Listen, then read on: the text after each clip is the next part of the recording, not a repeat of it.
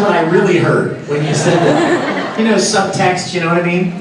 Somebody says, do I have to move to Texas? And what you're hearing is, please tell me I don't have to move to Texas. No, I'm just kidding. You know what? I love Texas, but I understand what you're saying. Here's what I have to say about that. In just about any city you live in, if it's any moderate size at all, there are opportunities for voice work. Now let me qualify this though. Not necessarily voice acting, but voiceover. Meaning commercial type work.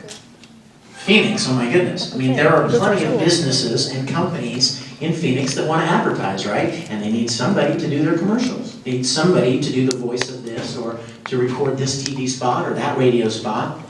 And so there are those opportunities, but voice acting is a little more specific. So you're going to find places in Los Angeles, Houston, Dallas, Vancouver. That's even worse than Texas. It's like even farther. And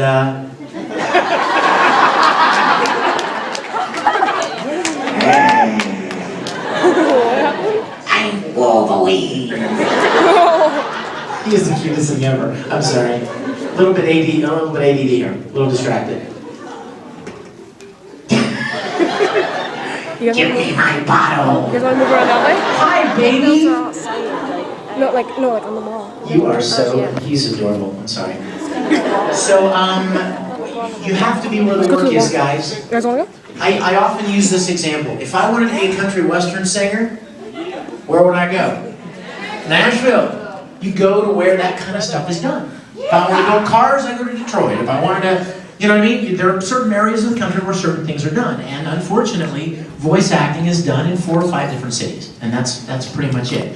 So I applaud you for the training, which is very important, but you kind of have to be where that kind of work is done. Next question, my dear.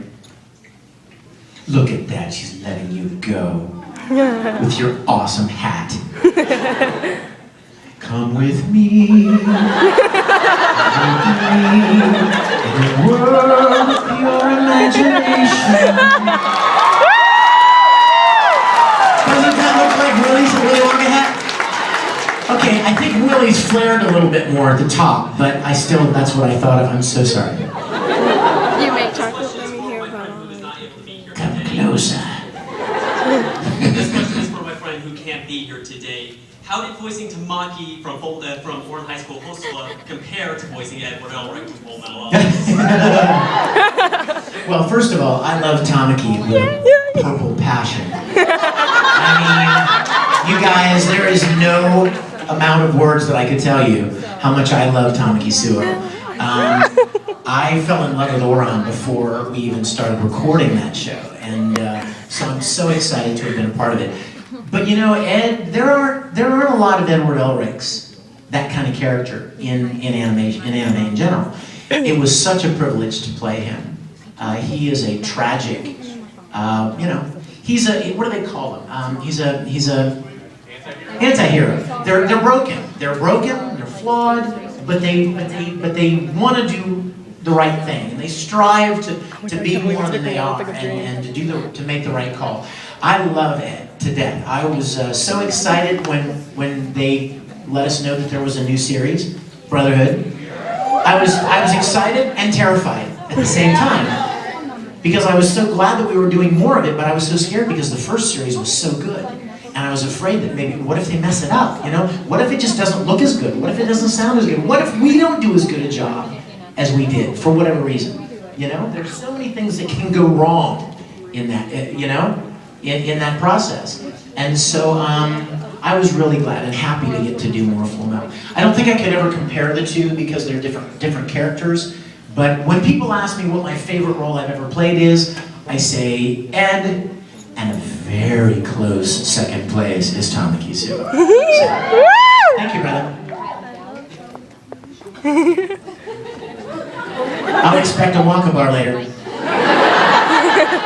I got the golden ticket. I'm so sorry. Yeah. I recognize your face. Good to see you, man. What can I do for you? What's the question?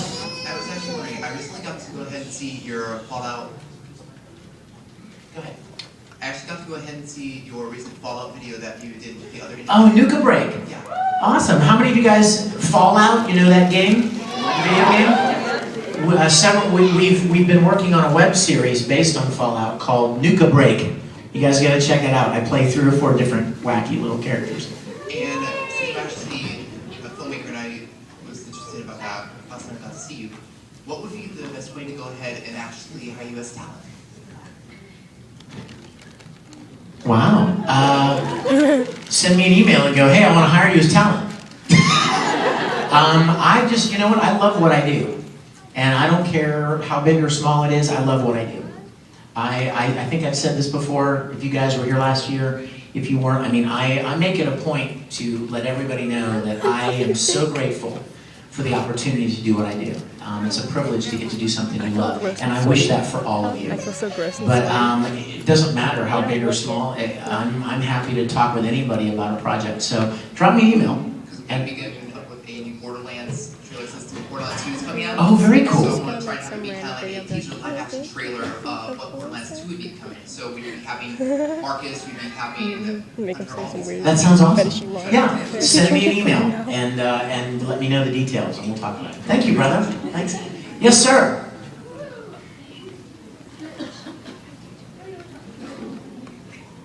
Vic, I love you. Hey, real quick, can we do something, you guys? See all these empty seats? If there are empty seats by you, will you guys slide toward the center in your row? Because we've got people in the back and for fire reasons and stuff, they want them to be able to be seated. And girls in heels. High heels. Oh yeah, except for the people that are in line. You guys may head back to your seats to find yourself sitting on somebody's lap. Sorry about that. Are these seats from you guys here? Okay. I'm so glad you guys are here. Don't leave, but we want to try to make room for everybody to sit down. Okay, thank you. Yes, sir. What's your question? Hi, Vic. I was actually here last year, and I met you. I don't know if you remember me. I know. Yes. Really? I knew your face. Got Yeah, another man. one too. You're the king. Nice ink. Is this Jedi robes you're in? It is. I like it. Ooh! Vader saber. Oh, nice. You want to know how much of a nerd I am? This saber was built on an MPP flash unit from the 40s and 50s. Remember the old style cameras where they had this thing that slid onto the side of the camera and had a flash bulb at the top of it. They would take pictures and the flash would. You slip the flash bulb right in here. The Star Wars people, the prop guys, they had so little money to work with that they would literally scavenge through dumpsters and find old photographic equipment and anything they could find to piecemeal together props for the movie. And these are windshield wiper blades. And this is a Graflex. This is based on a clamp from another flash unit called a Graflex. Anyway, I'm sorry. I'm a nerd. And I have all of these. I have a collection of lightsabers at home, so you look awesome. Absolutely. Okay, what's your question? Sorry. See, I told you. I get distracted. I'm sorry. I just want to say that your panel with the rest of your cast for Full Metal and Funimation was actually inspiration to get me into acting. Oh, and come on. Get the fire that I needed to really want to get into the community that you guys are in. Thank you. With that being said, I also have a question about whenever you have your emotional scenes, really deep emotional scenes, and they tear at your heart. And I wonder where the lights went. They also apparently tear at the electricity. This is now an intimate moment with Vic.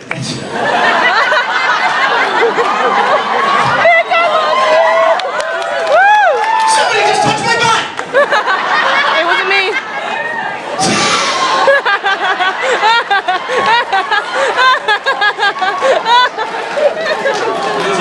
That's like a Kurt Weber moment from Full Metal Panic. What's up with the lights, guys? Is somebody leaning against the lights? What? No more leaning. Yes, go ahead.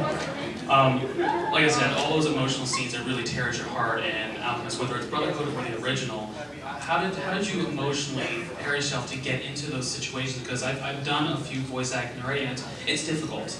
Oh, it is. You're right. Well, you know what? There have been a lot of roles that I've played where I needed to be very emotional. And probably 80 to 90% of the time, I was acting. In other words, try to make your voice sound like you're upset.